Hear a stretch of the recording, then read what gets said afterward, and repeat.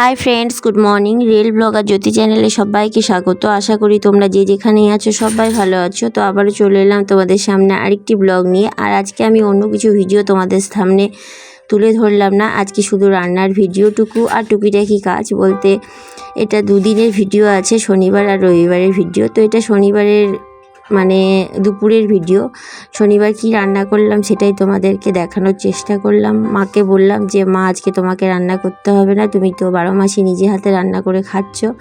তো আমি এসেছি, তো আমি মাঝে মধ্যে টুকিটাকি রান্না করব। তো এটা তার কারণেই আমি আজকে রান্না করলাম। তো আজকে আমি যেহেতু আমাদের শনিবার দিন নিরামিষ, তো আমি এখন মটর পনির করব আর তার সাথে একটু পটলও দেবো।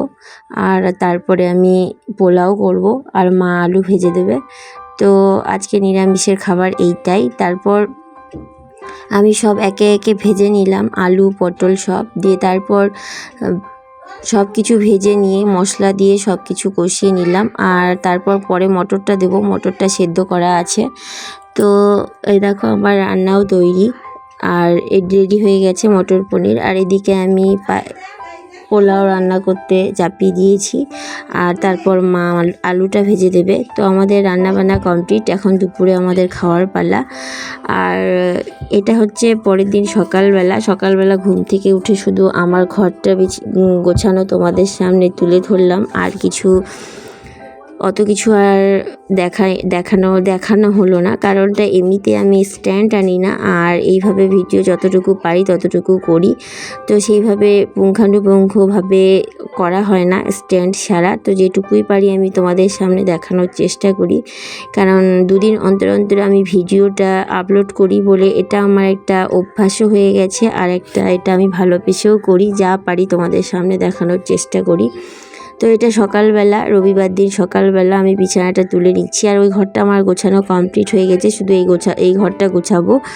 তো আজকে একটু চিকেন হবে, তো তার জন্য মাকে বললাম যে আমি ঘরদোর গুছিয়ে তারপরে আমি চিকেনটা রান্না করছি।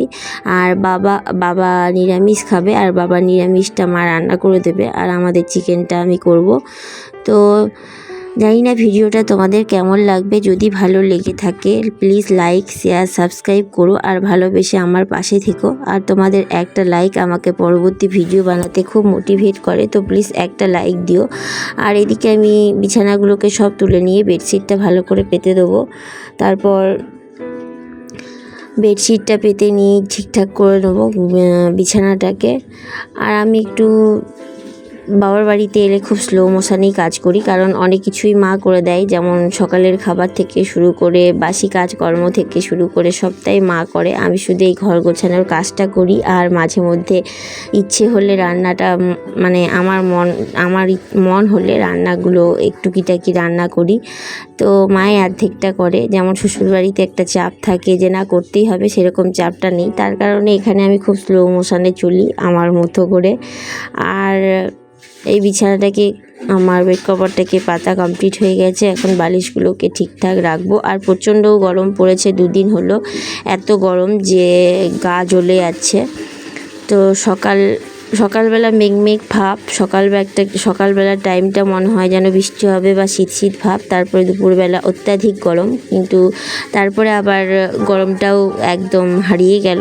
সন্ধ্যে নামতে রাত্রেবেলা বেশ ঝড় বৃষ্টিতেই বেশ ওয়েদারটা ঠান্ডা হয়ে গেল, রাতের ঘুমটা বেশ ভালোই হলো।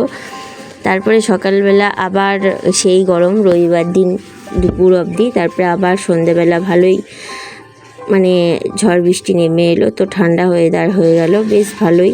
কিন্তু দুপুরের টাইমটা অত্যাধিক গরম হচ্ছে। তা আমি এখন বালিশগুলোও ঠিকঠাক করে নিচ্ছি, দিয়ে তারপর তোমাদেরকে পুরোটাই দেখালাম। এই বিছানা গোছানোটা কেটে করতে পারতাম, তো ভাবলাম ভিডিওটা খুব শর্ট হয়ে যাবে, তার ফলে একটু বড়ই করি। তো সে কারণে ডিটেলে তোমাদেরকে দেখানোর চেষ্টা করলাম। আর অনেক সময় বড় ভিডিও ভিউজও হয় না, আর ছোট ভিডিওটাই বেশি ভিউজ হয়। তারপরেও যেন বড় ভিডিও দিয়ে একটা হ্যাবিট হয়ে গেছে, কারণ আমি তো শর্ট ভিডিও খুব কমই করি। আমি তো বড় ভিডিও দিয়েই শুরু করেছি, তো বড় ভিডিওই ছাড়ি।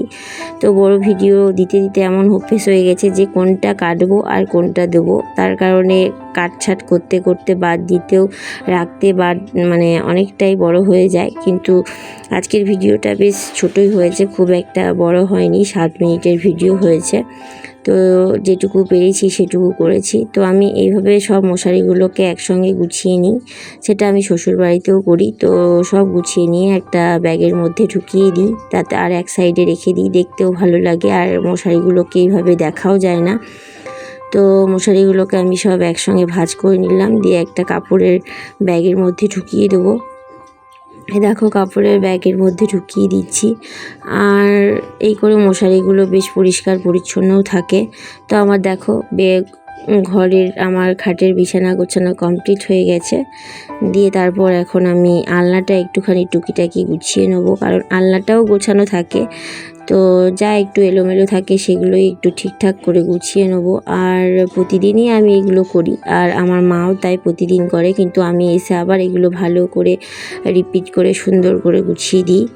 তো মা যেটা পারে না, মা তো সারাক্ষণ কাজ করে, তারপর খুব ক্লান্ত হয়ে পড়ে, সে কারণে মা অনেক সময় ঠিকঠাকভাবে গোছালেও পেরে উঠতে পারে না। তো সে কারণে যেগুলো পারে না সেগুলো আমি আরও ঠিকঠাক করে গুছিয়ে দিই। তো আলনাটা গোছানোই আছে, তো সেইগুলো একটুখানি ঠিকঠাক করে গুছিয়ে দিলাম। আর শাড়িটা আমার স্নান করে পরবে, তো ভাবলাম এক সাইডে থাক।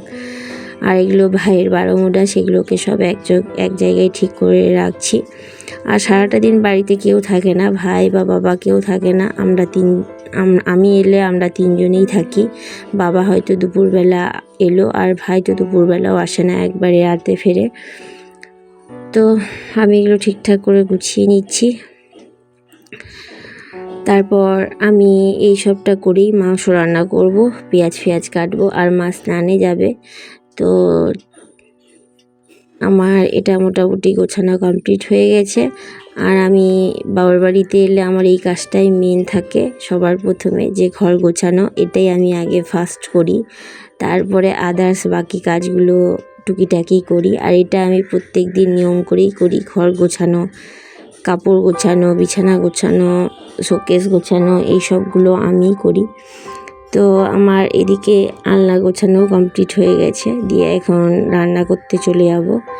তো আমি চিকেন কষিয়ে নিয়েছি। তো আজকের জন্য এইটুকুই। সবাই